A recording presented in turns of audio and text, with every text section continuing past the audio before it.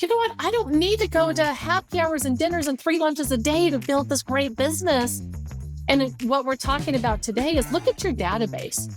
Are you optimizing it? Do you need to go to 16 lunches a week? Or can you just pour into the database that you've already got of people that are trusting you?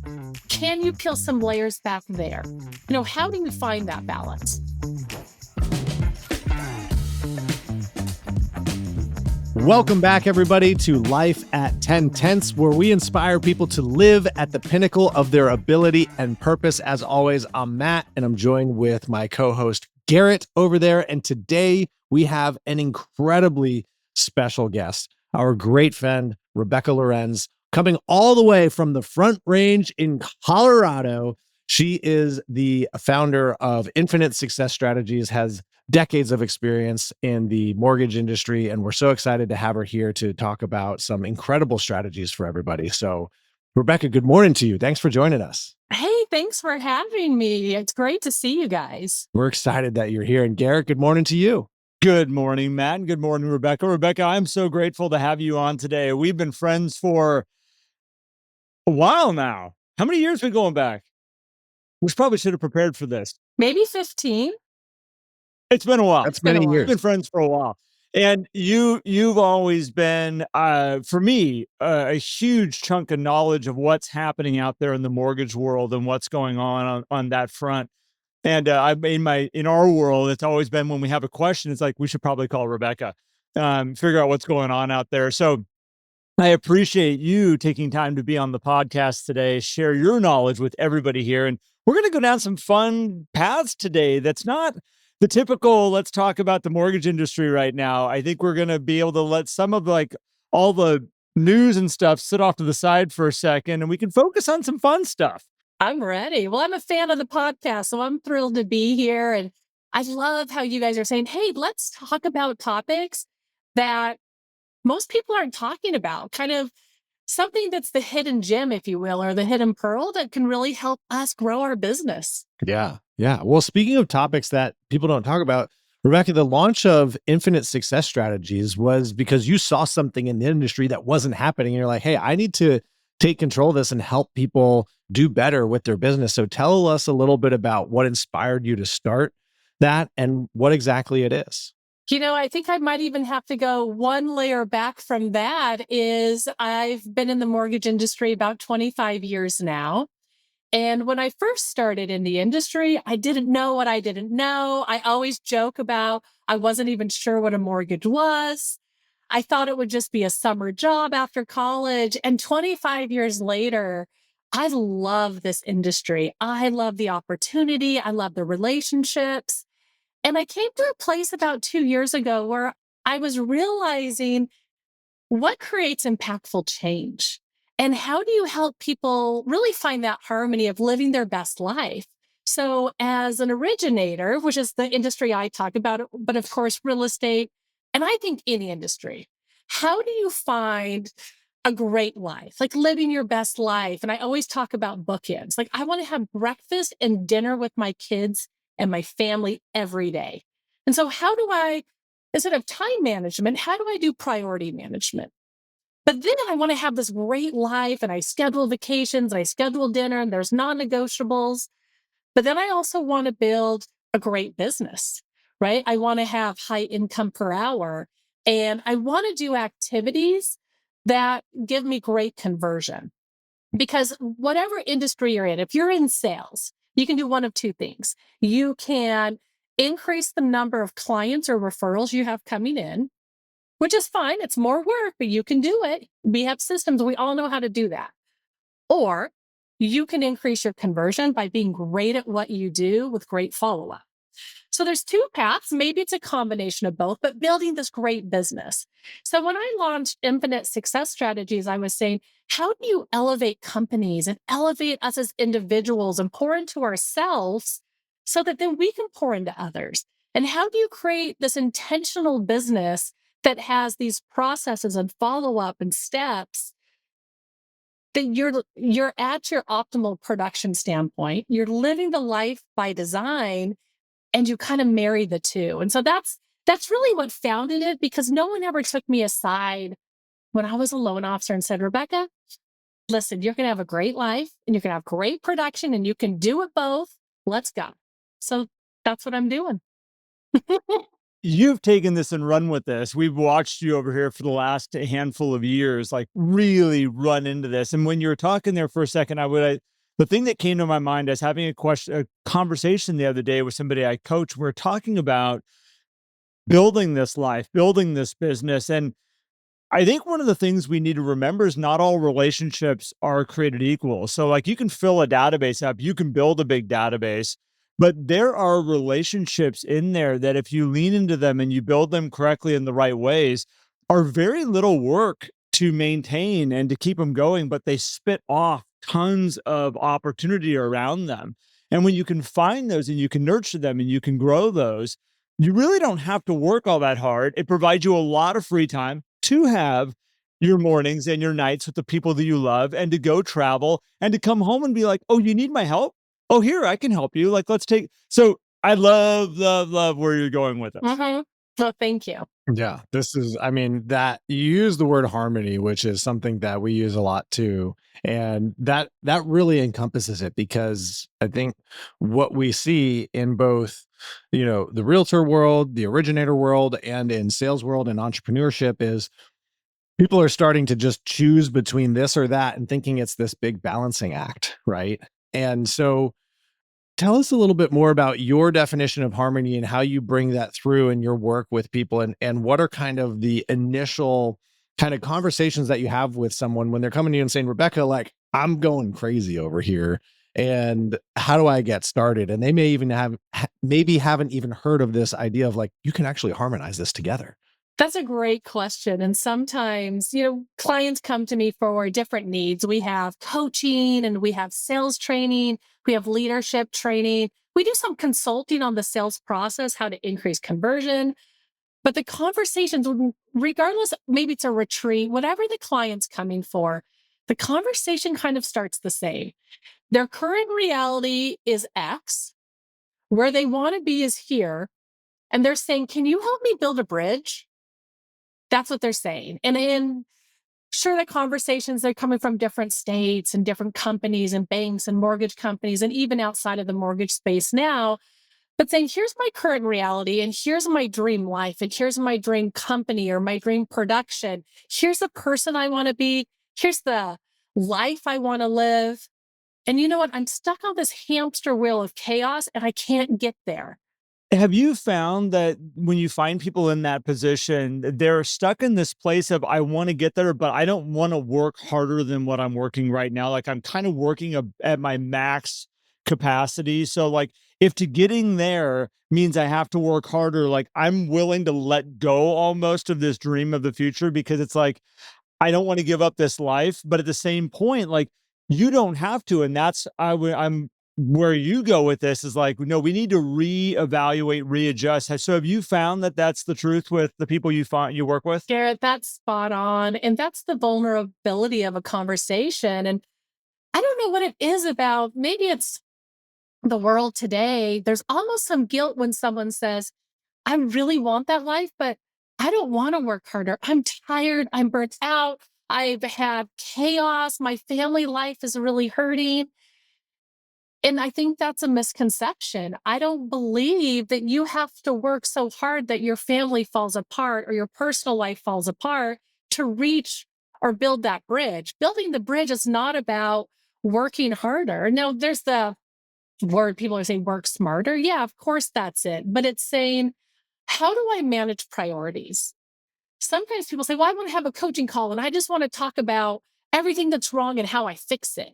And I was like, well, I can't really go there into the fix it mindset until you tell me and get absolute clarity. What do you want to build? What does your life, your perfect life look like? What's your perfect vision of what your business looks like? What do you need to start doing? What do you need to stop doing? And guess what? Slowly those layers peel off and you get this clarity of, you know what? I don't need to go to happy hours and dinners and 3 lunches a day to build this great business. And what we're talking about today is look at your database. Are you optimizing it? Do you need to go to 16 lunches a week? Or can you just pour into the database that you've already got of people that are trusting you? Can you peel some layers back there? How do you find that balance? And Rebecca, to add into this, and Matt, I'd love to hear your opinion on this too. I've never found anybody that sacrificed their family, sacrificed their relationships to say, I'm going after that level of success, that looks back and says it was worth it. They get to the success potentially, but then they look back and they're like, my kids don't want to be around me anymore. My spouse that I fell in love with isn't interested in me anymore because blew that up. But look at me. Look at me. I've got the business and I've got all these toys and I've got all this stuff. And I've never seen that sacrifice be worth it. So you've got to find a way to harmonize it so that it can work together, because it's the only way to be able to enjoy all aspects of it. Because you can still get there, but not it sacrificing the things that you truly love in your life to get there has never been a winning situation. Yeah, I agree with that completely. I think the challenge that a lot of people face is in the moment, right? We can share those stories, but like at this point in time when you're facing that, it's like I'm not sure how to do that, right? They don't know it, and so you lock into one thing. And Rebecca, you mentioned creating that vision, and I find that's really hard for a lot of people. They haven't thought about that. They'll have a idea of a goal, could be monetary, could be lifestyle, but they haven't connected it all the way back. It's not a complete vision. They haven't really gone into the detail of putting color to it, right? Putting sound to it, putting more detailed pictures to it to really understand what it is, so that the path can be created. Or they can look at that and be like, wait a minute, like I really need to take a step back and understand this so that I can figure out, because like where I am now and where that is, I can't see the path. And so then how do we visualize that as well, right? It's also really hard to dream when that little voice in the back of your head is saying, yeah, but. It's like, okay, I can throw that big vision out there in that dream. Yeah, but my family is not on board with that. Yeah, I can go and do this, but I would have to sacrifice family vacations and all that stuff to be able to do it. I just had a conversation with a gentleman recently that said, I need to push hard and make this sacrifice for my family for the next couple of years. And I'm like, your kids are like at the most critical place of having you in their world right now that you will never get back. And he's like, yeah, but my family will understand. I'm like, I Maybe hope they not. do, because like this is a really fine line you're walking here. And again, it's knowing that and being able to know what you should chase and what you shouldn't chase. It's a really important thing, and I think that getting someone like you, Rebecca, in their life, especially around this type of stuff, and what we do, it's like one of those moments of like, okay, I can get some clarity around how this can all come to be. Well, and I was going to touch on what Matt said is when I start with a company, usually it's like the CEO or owner, or if it's an individual originator, they they aren't clear on what they want, or they'll say, hey, I really want this goal. Our company wants to do this. I want to do this. And they don't really know why. And so I think that's really a misconception or a misstep, if you will, that a lot of training and coaches make is you don't take the time to really dive into their vision of their life. What are their non-negotiables? Because if I ask, well, why do you have that goal? Why is that your goal? And it's almost like they were like blindfolded, spun around 10 times and threw a dart at a board. We're like, I'm going for this production number. Most don't know how they got there. They pulled it out of the sky. And so unraveling some of these misconceptions of how you produce goals and really go to a place of core values and non-negotiables, you define it. I saw a guy at a conference that made that much money one time, and that's what I want to do. Like I want to go do that. But that's like the meat behind it. This word why that you just said you wanted to focus on a little bit. I have found that more often than not, the word why got broken a handful of years back. Simon Sinek and everybody like, and believe me, in all good intention, focused so much on the word why and blew it up that everybody went, I don't want to hear the word. Don't tell me I need to find my why. I don't want to hear about the why. Like just, and it turned into like this weird word that we all kind of stepped away from. But at the end of the day, with what I've watched is that is fundamentally the core of why we show up or why we don't, is if we have a clear why or not. So I love it. And you can change the name of it, but it comes down to the root of why do you want that? What does that lead to? I call it core values a lot because I'm clear on my core values, right? I want to be a great wife. I want to be a great mom. I want to leave everyone I meet better than I found them. And there's some core values that are non-negotiable to me. And you'll meet presidents of really successful companies that aren't clear on their why or their core values. And it's a process, but gosh, it feels good when you discover all that. It's a massive unlock. And you mentioned too, Rebecca, as we were kind of getting into this, that of how it's done as well, right? Re-envisioning how you do your business to harmonize with your life. Because so once you have that why, right? Or sometimes even if you don't have that why fully developed, it's like, actually, I don't know. I need to explore that. But then also releasing this, well, it's the way it's always been done. Because like you mentioned, work harder. A lot of people think, well, if I want to now go accomplish that goal, regardless of my why, I just have to do more of the things that I do now versus looking at how I do things and questioning things in a way that feels maybe a little bit different. Like saying, well, what if I did it this way? Is that possible? Can that lead to the results? Can that help me explore this why? So how do you help people start to look at their business and say, hey, let's lift up a little bit and look down on it and see what can be done differently so that you can still have these big rocks of your life and then kind of have your business weave through it in ways that actually can create more success for you than if you just had this straight line business vision. Right. That's a great question. And so there's a few different things, right? What we just talked about is how do you get really clear on the life that you want to create? And then we go into how do you create the business that you want? And then we've got to lift the lid off and say, okay, let's take a look at this. Let's look at what you're doing today. Let's look at where you want to be and where's the little incremental changes we can make. We're not going to go in and move everything at once. It's just those small little adjustments. I don't know, maybe like a chiropractor, I don't know, along the way. And we're just kind of on the cusp coming up to business planning time. And I think it really leads in today's conversation. There's 10 core things I look at when I'm looking or examining or consulting with a company or a business. That I look through their business, say, have you thought of this? Are you doing that? How are you optimizing your database?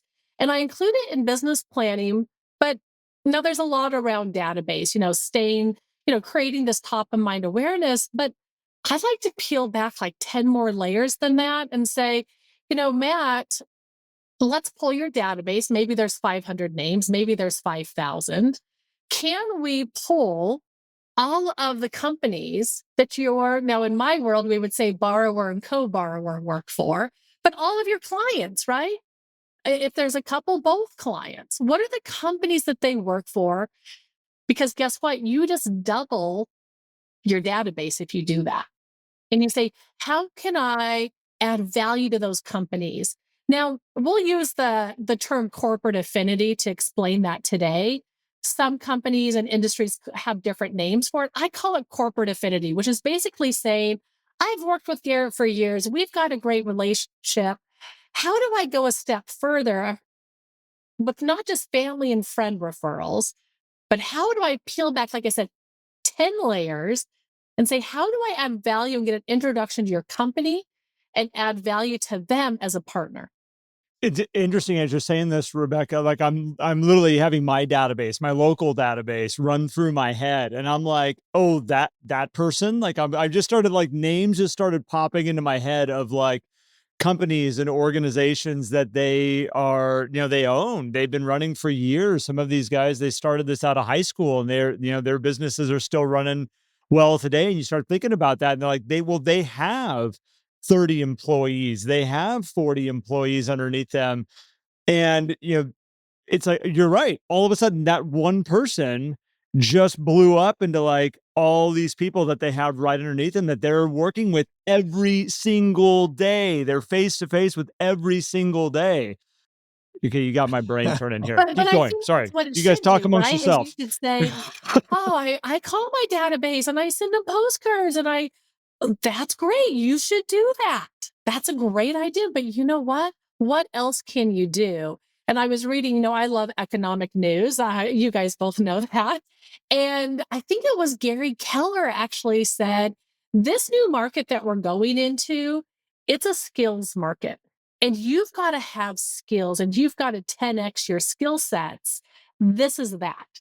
This is what it's talking about to me is if I've got 1,000 names in my database, and I'm looking at households, I'm looking at individuals, I have to ask myself two questions next. Like, what is corporate affinity? And then how do you build it? Now, for my clients, I've seen this double their business. And I'm not saying that to be dramatic. I'm saying this because it works if you run it correctly. And so the two things are this: what do I offer a value? And how do I build a relationship? So you've got to get this clarity on what is a value. If I'm a real estate agent, what's a value to the companies that I'm wanting introductions to?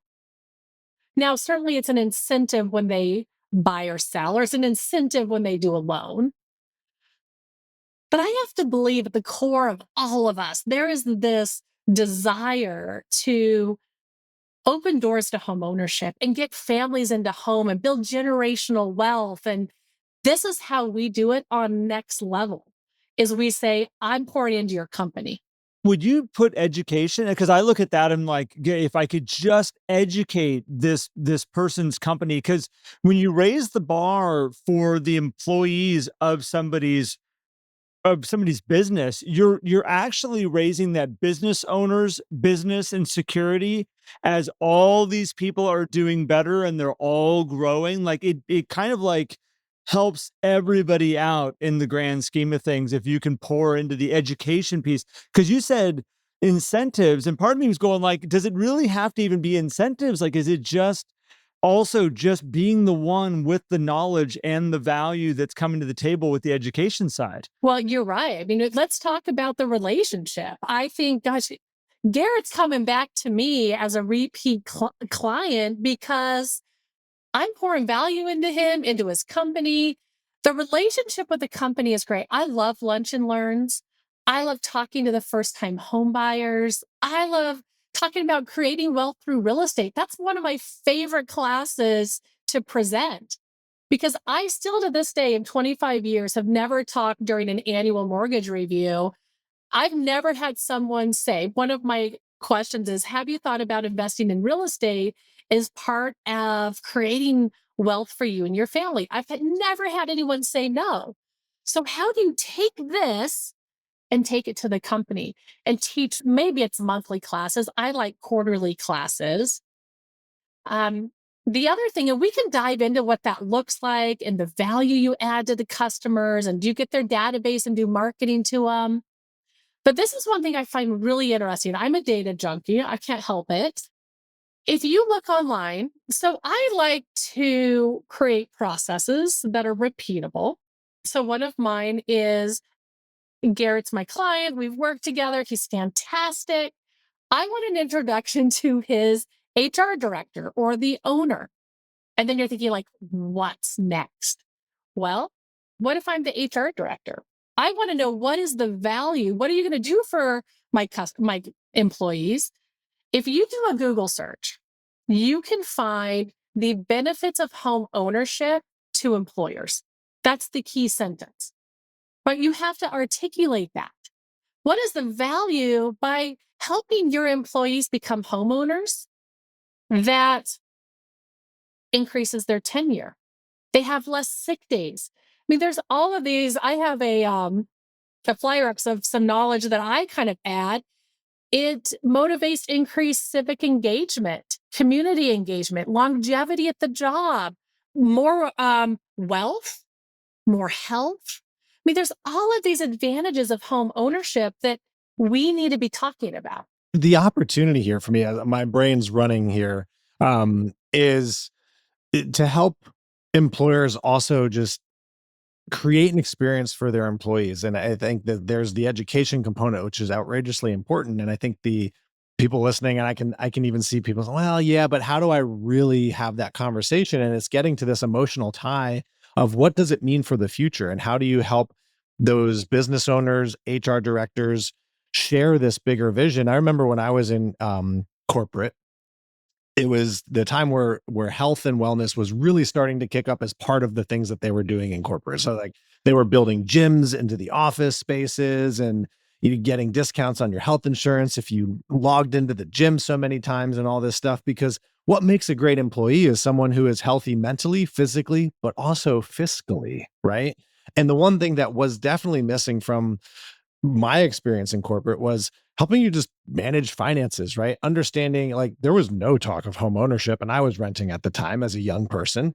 And I think it even goes beyond just the home ownership. It's how do you help those people with investing? And I see an opportunity here. If you're in a small town where business owners, it's like, hey, you know, have you ever talked to your employees about how they're managing their life outside of work? They're like, man, I'm so busy just trying to run this business. How do you think? I was like, well, let me help you. Right. And here's how it can help. And like, let me take that burden off of you so that running your company gets even easier for you. And if you get that emotional side, like, wait, you can help me make this business easier to run, more profitable, and all through just helping my employees understand, the finances of home ownership. Well, because also, Matt, like replacing new employees, like going and finding a new employee because one burnt out and left and went and found a new job. Like, if you can create an environment that will make those employees come and stay with longevity in that work environment, oh my gosh, like what an incredible opportunity. And I think a lot of employers, especially of smaller businesses, they get stuck where if you ask the employee, they'll say, "Oh yeah, our owner, he's awesome. They're always going out finding new work. They've always got jobs for us. They always keep us busy." A true leader of an organization is providing way more value than that. And if you show up as that leader of like, not only am I giving them these job opportunities, so we're all benefiting, but I'm also helping their life be better too at the same time. You said fiscally and health and all that wealth, like it just opens up the doors to be a true leader, which this goes back to, Rebecca, what you said is go Google the benefits of home ownership to employees or employers. What an incredible opportunity to be able to sit down with somebody and say, hey, we should talk. If anyone listening is wondering, how do I have this conversation? I think Matt and Garrett just nailed it. I was just sitting here smiling. So I'm like, well, there's the script. That was great, you Well, guys. thanks Right. for That's teeing spot us up on. there, Rebecca. Yeah. Okay, so you have this corporate affinity component here, and we can dive even more into all the core items or anything, but that's also something that you do for people. So if people want more on that, they can obviously reach out directly to you. But there's also other relationships that we've talked about before, the three of us, with originators and who they can connect with that can also change their lifestyle and how they run their business. And that's this like core team of the originator and the realtor working together to also help these things be achieved, right? And this could even lean into the corporate affinity. It's like, hey, I got the finance side, this person has the logistics side, and all of that. Like, you can be the super team to go to these corporations too to help expand, their corporate health through healthy employees. So why don't we dive into that a little bit, Rebecca, and talk about this incredible relationship opportunity between these two professions? Well, that is one of my favorite topics because there's a lot of I guess I'm thinking how I want to articulate this, but there's a way it's always been done that everybody does it. And sometimes I feel like, whoa, like, can we just push the pause button and look in a different window or look at it from a different angle? Sure, corporate affinity is a big one, right? If I'm a real estate agent, I've got my database. I'm thinking, how do I pour value into these companies that I use today? Maybe those in my database of my clients. How do I take my business to the next level, doing something different than what everybody's doing today?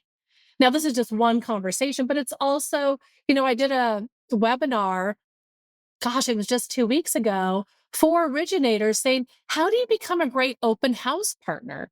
You don't just show up and hang out for 5 minutes and then leave. Can we next level this? How do we look at everything we do individually as real estate industry and mortgage industries, and then look together and say, how do we really become true partners? And a true partnership, in my eyes, nobody send hate mail. I don't think it's just saying, send me your referrals. I agree 100%. That's not, Hopefully you don't get hate mail over that one. I support that. You can don't send it send my me way. hate mail. It's a partnership, and a partnership is not just referral based. I don't think you get referrals when someone says, I want to get referrals. You earn them. Referrals they are rewarded to you from a great relationship that you build with people. And, well, I'm going to let you jump further into this. I'm always shocked when I'm talking and working with a real estate agent, and I'll say, who is your trusted lender that you can go ask questions to know what's going on, to know what's happening here? And the amount of them that don't have somebody they can turn to, they know who Isn't it does loans in crazy? their town, they know who's an originator in their area, but they don't have a trusted lender they can go talk to. Blows me away. And that's a fault of both sides, by the way. That's not just a lender, and it's not the fault of the realtor. It's both of them. So, how do we solve for that? Instead of saying, I know I'm a real estate agent, I know 30 loan officers I could send referrals to, but I don't have one that's earning it each and every day as a trusted partner of mine.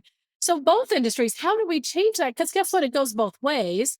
If I'm an originator and I do corporate affinity and I teach about creating wealth by investing in real estate, and I'm first time home buyer and I'm doing next level type relationship and business building, I imagine you'd want to partner with me because I've got referrals that I'm sending out to trusted partners. Well, what happens if you do all that? The corporate affinity, you have all the edge, people come to you and say, great, like I want to go buy a house, and you don't have the relationship, or you have mediocre relationships and you got the financing on lock, but then they get set up with a subpar real estate agent and they have a bad experience. That's going to reflect back on you as the originator. And the other way around too. If you are a realtor and you set them up with a subpar loan officer, like that's going to reflect back on you.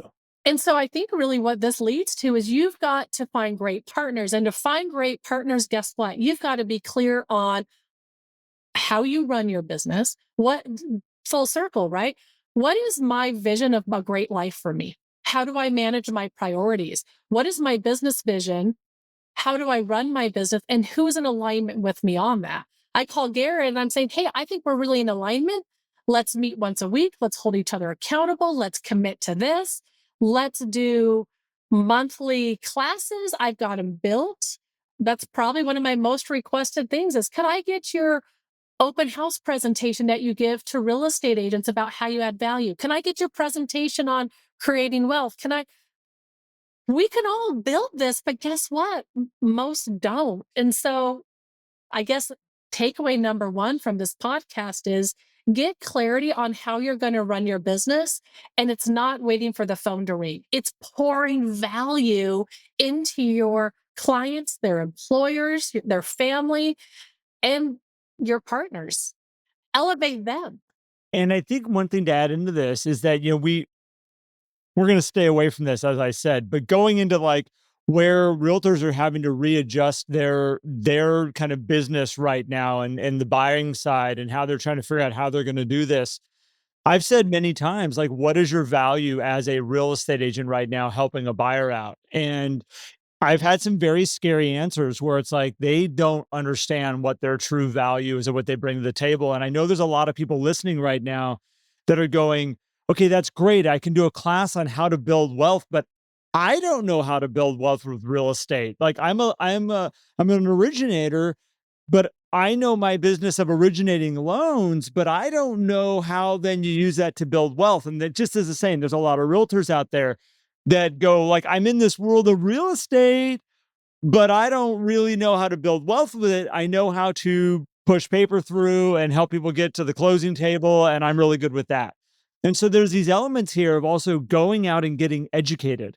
Like you need to go get educated. You need to surround yourself with people that can help you put together things like how do you build wealth with real estate? Because everybody out there, every business would love to have somebody come in If you had value. If you don't, you're not coming back into my company.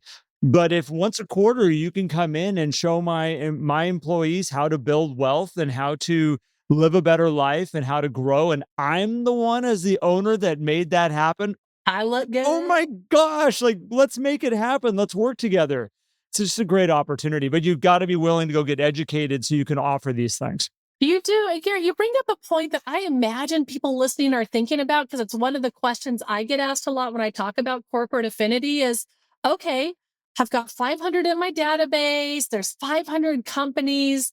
Where do I start? Is there an ideal company? This isn't a one size fits all. Not everyone's going to say yes. What is the perfect company for this? And how in the world do I start these conversations? Is I imagine what some listening are thinking right now. Yeah. Well, I have a question on that too, which is what about the company that you work for, that we work for? That, like, when I say you, I mean you, the listener, right? Your real estate brokerage, your mortgage company. Do they have these programs? Do they talk about these things with their employees? Do they talk about it with you?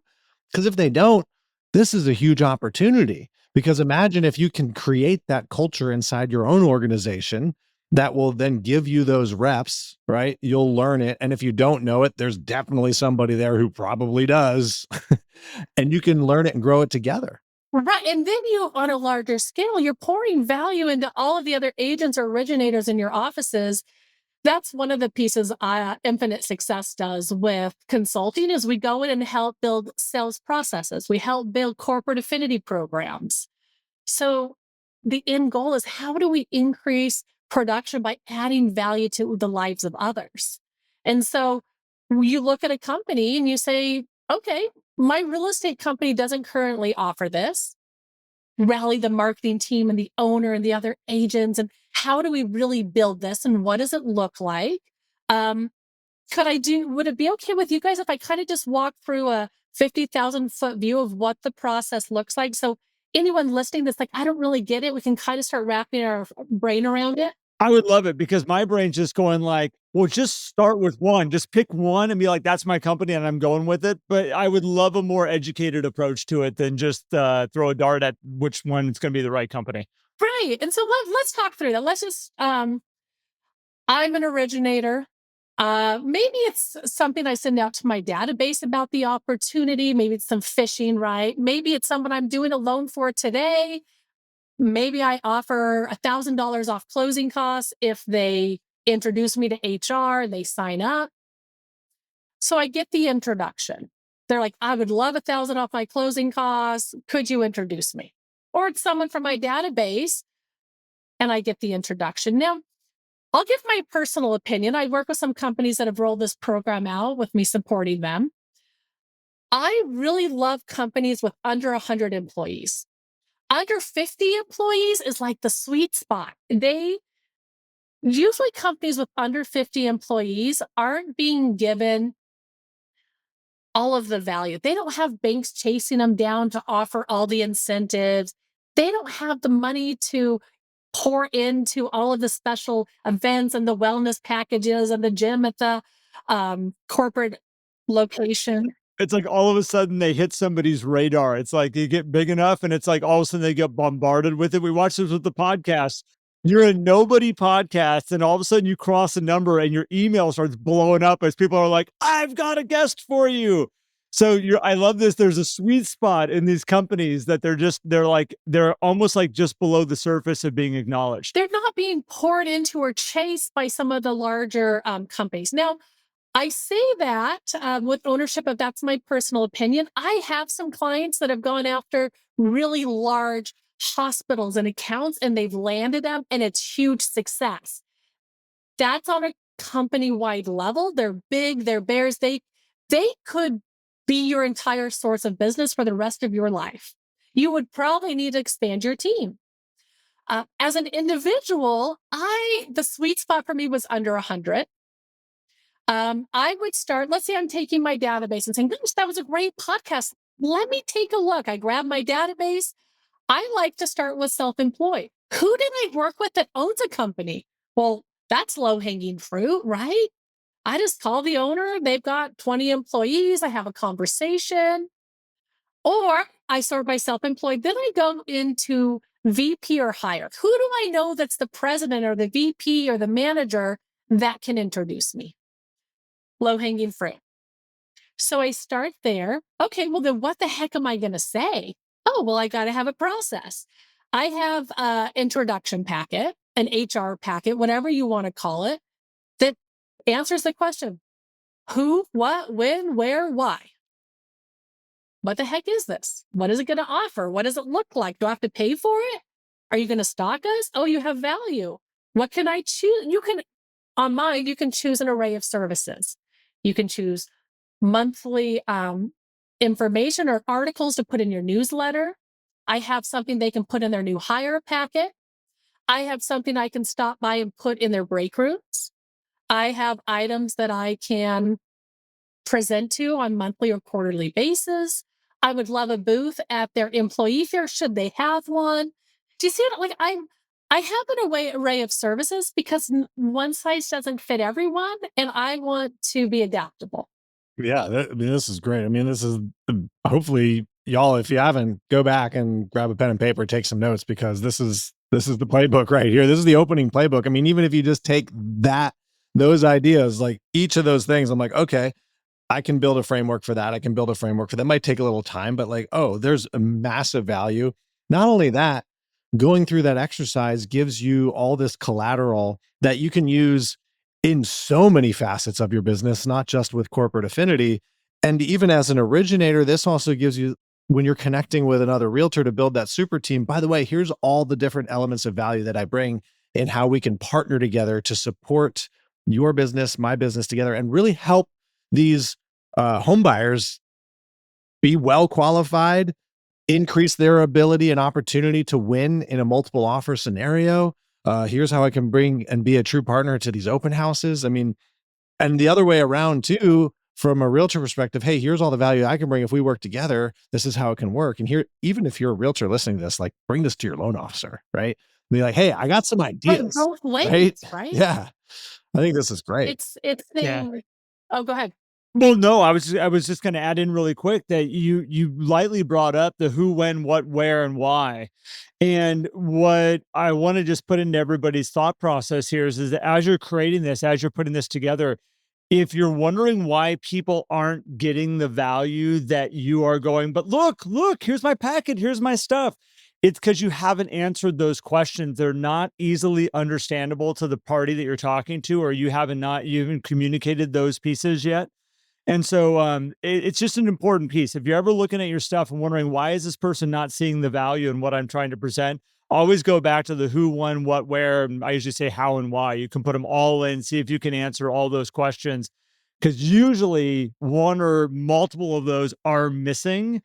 And we're excited about one of them. We're excited about the why, but we haven't answered all the other questions. So I just love that you brought that up, Rebecca. Well, and the why is important. The why is everything we talked about a little bit ago about why home ownership should be important to you as an employer. Yeah. Oh, Yeah, huge. Now, then there's some legal. Do you need to have a contract developed? Can you get on their employee intranet or website that links to a services page? And then you're ready to rock and roll. And whether you're real estate or mortgage or sales, having a plan. If I go to Garrett and say, hey, I'd love to work with you, here's my corporate affinity plan that I'd love to roll out to both of our clients and team up as a partner on this, generate more clients for both of us, get more families into homes. I hope that the Garrett's like, wow, you are really intentional about how you run your business. You've got a plan. You've got clarity. You're the kind of person I want to partner with. Okay, so I have one more thought around this too. I think what's really interesting is that if you can present this in a way also to the VP or the owner to allow them to be the champion of they are bringing you in, not that you went to them and you want to come talk to their office, because it's a horrible thing when the sales meeting's going on. They're like, well, Rebecca got a hold of me and she wanted to come in and talk to you about her programs that she's offering and how this all works. And Rebecca, take it away. And you're just like, and everyone's like, oh no. But if you allow the owner to be the champion of it and the VP or to be able to say, I put this together. I'm bringing Rebecca in so that we can help grow all of you. It brings a different element in with it. And I think that there's ways to help people understand how to package this and to share it. Because you want to give the owner that ability to do that. This is about also helping them be a great leader to their organization. We want them to shine. Yeah. Yeah. Oh, amazing. Yep. Well, Rebecca, this has been incredible. I know that we could go down a number of different pathways on this. Rebecca said she had an appointment. I don't care. I want to keep going. We can. This is an 8-hour podcast. It's going to be great. If you had to wrap the things around to give one or two final pieces of advice to one, an originator, and two, an agent, or actually just a business owner, an entrepreneur around this whole framework, what would it be? I would say take an afternoon. Get clear on the life and business that you want to build. Schedule it. Create corporate affinity as part of your growth plan. Build it out. Take an hour, 2 hours, build it, get clarity on it, and then be consistent. Follow through. This process of defining corporate affinity and rolling it out is a game changer. But guess what? You've got to take a few hours and really get clear on what you're offering, how you're going to articulate it. What do you have to lose? Try it on. See how it works for you. And I'd love to hear your success stories. Yeah, we would love to hear those too. Well, Rebecca, as we wrap this and put a bow on all this, I want to say thank you so much to you. It has been so great to watch you build your new company, which is not new anymore. It's new because of 15 years of our friendship. It feels like it's brand new, but you've been going at this for a little bit. And again, I'm grateful for our friendship, grateful for what you're doing out there. And anybody who's listening to this, I know that you come from the loan origination side. We have a background of working with a lot of real estate agents. And this works on the loan origination side, the real estate side. And I would even go farther, as there's other industries out here that listen to our podcast that are probably going, well, how could I team up with something along these lines so that we're all growing and we're all building? So it's a much bigger package than just what we talked about today. So with that being said, I want to say thank you so much to you, Matt. Thank you to you as always, as being my co-host on the podcast. And anybody who's listening to this that says, I want to know more about Life at 10 Tenths on a much larger level, come join us in our community. We have a light access. You can come dip your toes in, see what it's all about. If you want to, please come join our 11 Circle. We have amazing guests coming in and doing special segments. We're going to talk to Rebecca about maybe having her come in and do some stuff for us in there because you got so many great things going on. This is again, how do they do that, Garrett? How do they find that? So if you go to lifeat10tenths.com, do you want to do all the / backslash? Because I know you've done that in the past. That's all you have to do. Go to lifeat10tenths.com. You can find us there. And if you have any questions about that, you're welcome to reach out to Matt. You can reach out to myself. We are happy to talk about it and share all of the great stuff that's going on in there. For some reason, you're not finding it there. And Rebecca, how do people find you if they want to find you and your program? Yes, it's infinitesuccessstrategies.com. My email is rebecca@infinitesuccessstrategies.com. And if you're saying, hey, I'd love to build this program for my company, that is something that we support companies in building. We'd love to hear from you. Absolutely love it. Well, thank you guys. Thank you so much, Rebecca. Thank you, Matt. Have an amazing day, everybody. And we'll be back soon.